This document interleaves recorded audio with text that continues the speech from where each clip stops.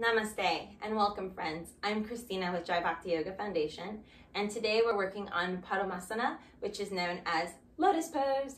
So together we are going to come to a nice long seat, and I always encourage the use of a blanket as it helps to elevate the hips and it creates more space for us to come into poses that are more hip opening and spine lengthening a lot more easier, which makes it very accessible.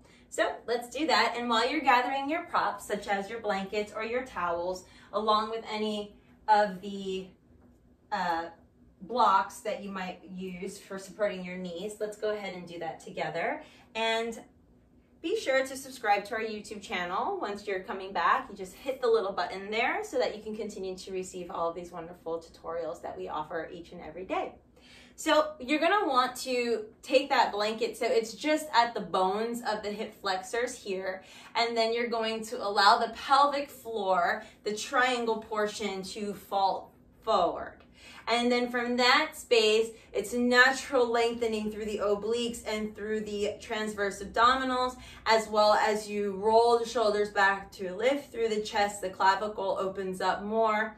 And from here, we're going to now help our knees and our feet come to the space of what is known as the lotus pose.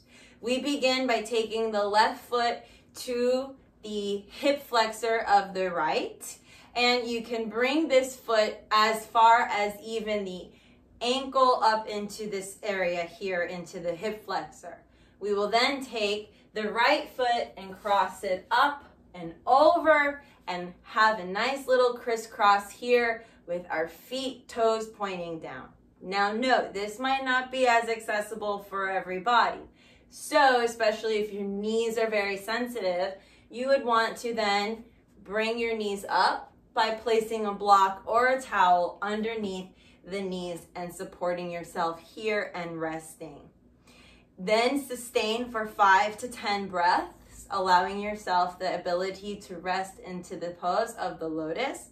You have options if you want more advanced practitioners to cross the hands behind you and reach for your feet, but draw the lower ribs in. And for my novice practitioners, we're gonna release the blocks, lean back, lift the knees up, and then release one foot and then the other. You'll then rest and we switch to the other side. One side is always different than the other, so please note that you might feel different sensitivities as you're opening up through the spaces. And from here, again, reposition, so you're sitting back. This side's a little more tighter for me. I'll place a block underneath my right knee to stabilize. I'll place the block under the left knee as well.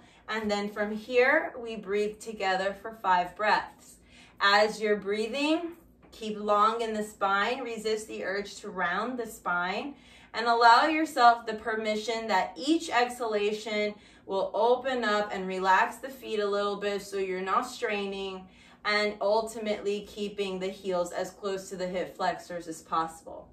Once you're complete on this side, we will release the blocks, lift back up again, and release the foot and the other one. If that was too intense for you, here is a modification. Take note. The left foot remains under the right knee. The right knee comes towards the hip flexor of the left leg.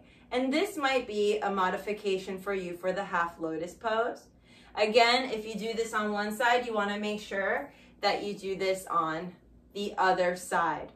And then keep long in the spine and resting here. Should you need to add maybe not the blocks, but maybe a blanket or two underneath your knees, that just gives you a little bit more support, then you're welcome to offer that as well. Once you're complete and done with this pose, you'll come out of the pose all together and release yourself into a more restorative variation. I hope this helps you with your poses and gives you some ideas of how to modify when needed, and also where to progress to as you develop in your yoga journey.